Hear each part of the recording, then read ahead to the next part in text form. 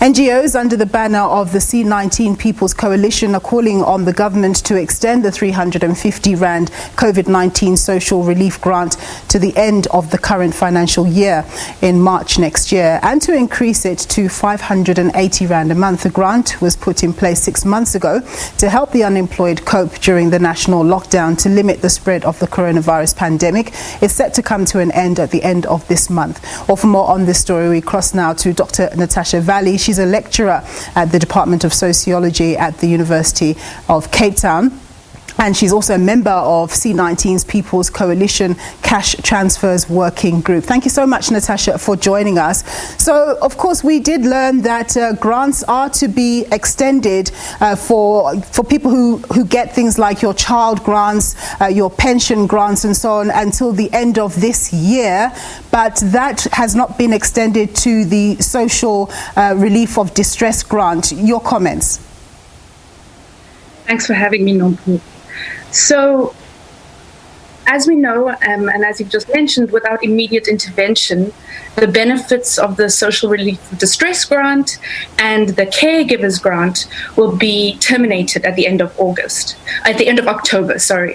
And this would cause a humanitarian crisis because approximately 6.8 million people would be plunged below the food poverty line. The assumption at the moment is that about 12.7 million people are receiving the combined Caregivers Grant and the Social Relief of Distress Grant.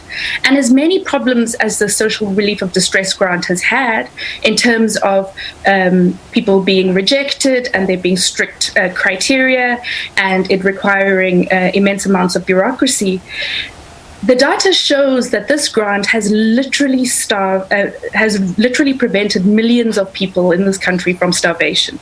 So cutting off this grant would lead to a mass humanitarian crisis.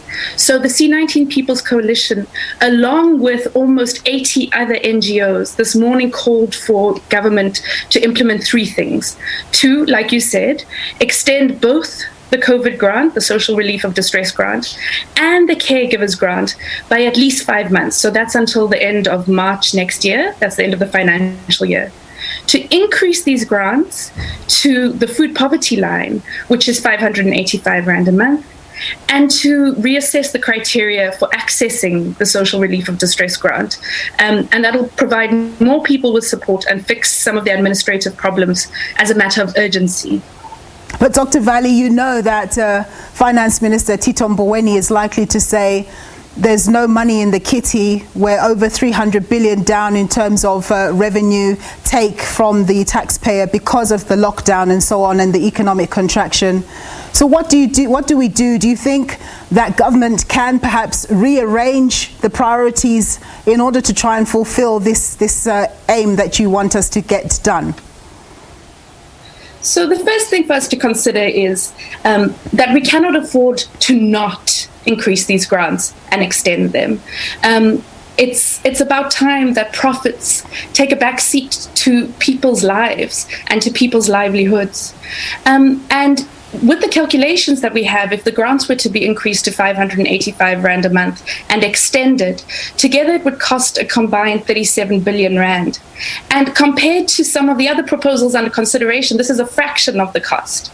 There are many places, including private security, spending on arms, etc., where money can be redirected to this fundamental pressing moment. There is a global pandemic. And the fiscal constraints and balancing the budget should not be what is prioritized at the moment. And of course, if that cushion or rug is taken away from these people who get these grants, we're very likely to see a lot of social upheaval. Of course, when people are starving, people resist, and necessarily so. And the government is the government because they have the obligation, the moral obligation, but also the power to ensure that people do not starve.